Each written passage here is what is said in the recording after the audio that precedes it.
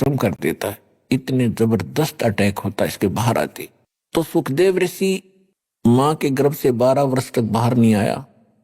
ब्रह्मा विष्णु महेश की विशेष प्रार्थना पर तब उसने एक प्रतिज्ञा कराई कि आप कुछ देर अपनी माया को रोको, तब मैं बाहर आऊं।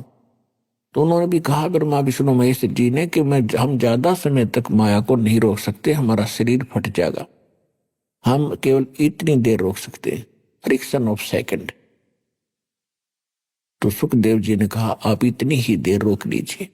तभी वो मां के गर्भ से बाहर आया और उसको चेतना बनी रही कि भगवान मनुष्य जीवन केवल परमात्मा प्राप्ति के लिए मिला है।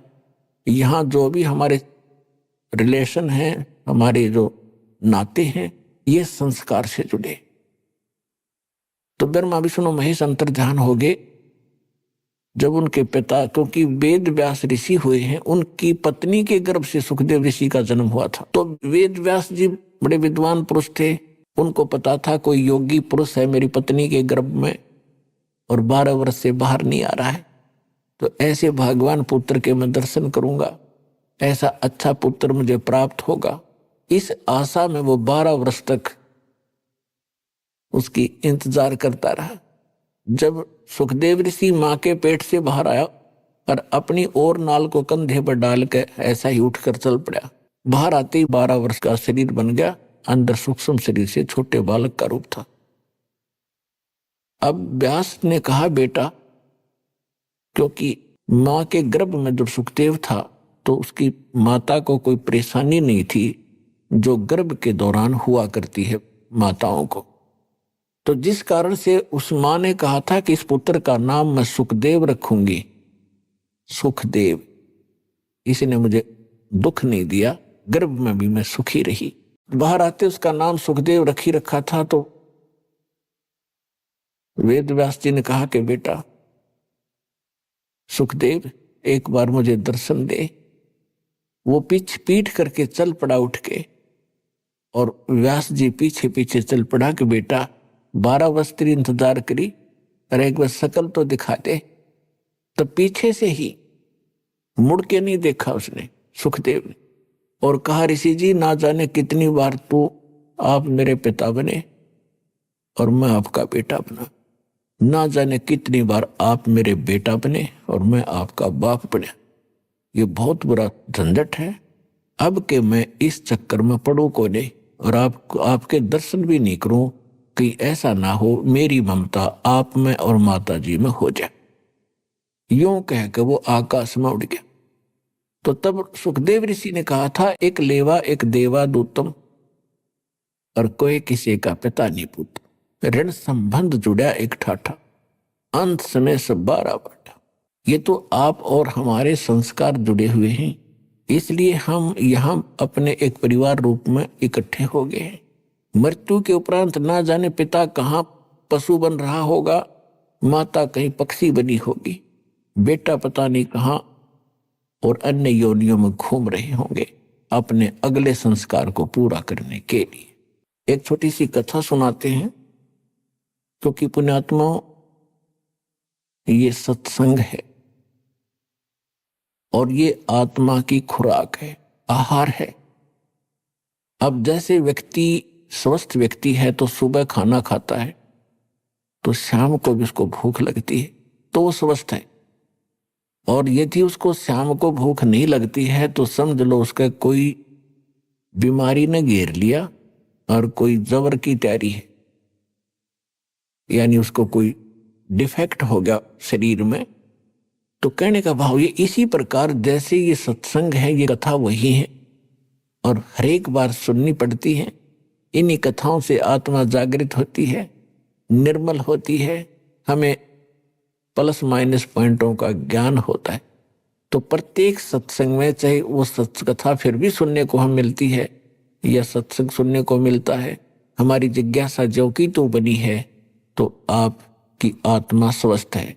और यदि आपको ये लगता है कि ये कथा तो हमने पहले भी सुनी थी, ये ज्ञान तो हमने उस दिन भी सुना था, तो आपके मन में आनाकानी होगी। जिस प्रकार अस्वस्थ व्यक्ति को वही भोजन सुबह वही शाम होता है और भूख शाम को नहीं महसूस हो रही है तो उसको डिफेक्ट होगा। तो कहने का भाव ये है कि उसका फिर ट्रीटमेंट क्या है कि अन्न इच्छा होगी भक्ति में तो खाने में, तो उसके लिए औषधि खानी पड़ती है जो कड़वी ही होती है, और फिर वो ठीक होता है। तो फिर वो धीरे धीरे रोटियां मीठी लगती हैं। इसी प्रकार इन कथाओं को 100 बार सुने और सुनने के बाद इस पर गहराई से जोर से विचार करें, तब तो सत्संग सुनने का लाभ है। तो एक बार एक व्यक्ति को एक पुत्र प्राप्ति के उपरांत उसकी पत्नी की मृत्यु होगी। उसने दूसरी शादी कराई, किसान था, उससे एक पुत्र उत्पन्न हुआ और फिर उस किसान की भी मृत्यु होगी। बड़े वाले लड़के का विवाह कर दिया था, उनके कोई संतान नहीं थी बड़े वाले लड़के के।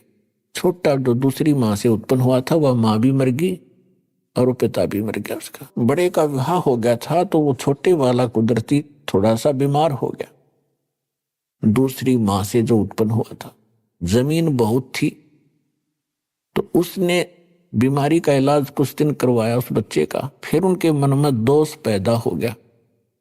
दोनों पति पत्नी ने मिलकर के स्कीम बनाई कि इसको विष दे दें छोटे वाले को और सारी संपत्ति अपनी हो जाएगी। सबको मालूम है ये अस्वस्थ है, किसी को शक भी नहीं होगा। ऐसा ही कर दिया। एक दूर देश के डॉक्टर से बात की, उसने उस समय 500 रुपये मांगे और उसको विष दे दिया, लड़का मर गया। अब खुशी का ठिकाना नहीं, क्योंकि एक तो पैसा लग रहा था वो बच गया। कुछ दिनों के बाद, 1 वर्ष के बाद उनका लड़का हो गया, पुत्र उत्पन्न हुआ। खुशी का ठिकाना नहीं, और उसको खूब लाड प्यार से खिलावे पिलावे, चंद दिनों में वो युवा हो गया। यानी 16-17 वर्ष का जब वो हो गया, उसका विवाह कर दिया। विवाह होने के तुरंत बाद वो लड़का फिर बीमार हो गया। उनका अपना पुत्र इतना रोगी हो गया कि उन्होंने बहुत पैसा पानी की तरह बहाया। दूर देशों में जहां भी जिसने कोई वैद्य बताया, कोई जंतर मंत्र करने वाला बताया, वहीं गए।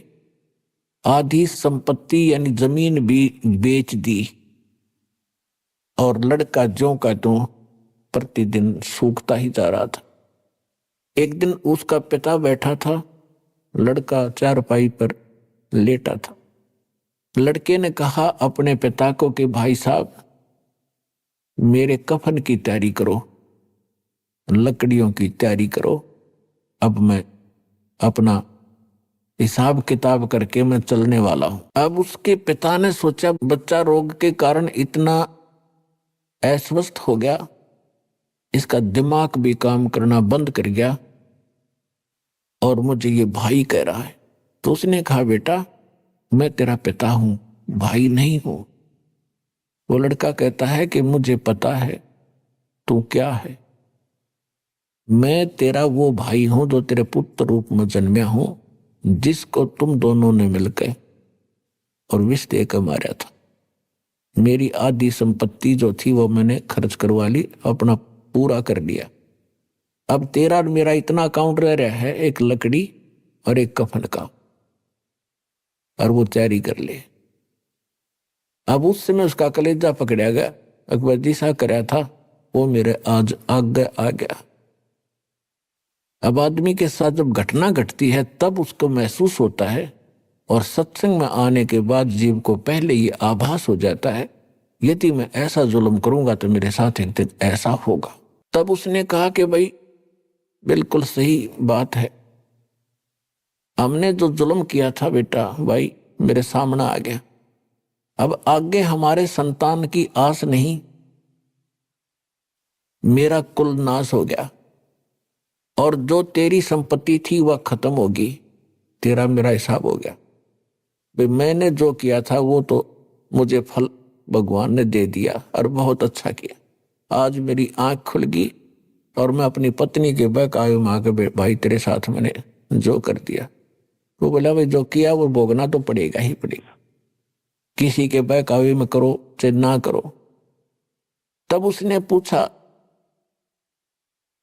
उसके पुत्र भाई कहो चाहे बाप कहो, उसने उस लड़के से पूछा भाई जो बोल रहा था कि मैं तेरा भाई हूं, और वैसे उसके शरीर से पुत्र था, उससे पूछा कि हमने जैसा किया वो तो हमारे सामने आ गया, हमारा तो सर्वनाश हो गया, अब कुल नाश हुआ, संतान आगे है नहीं।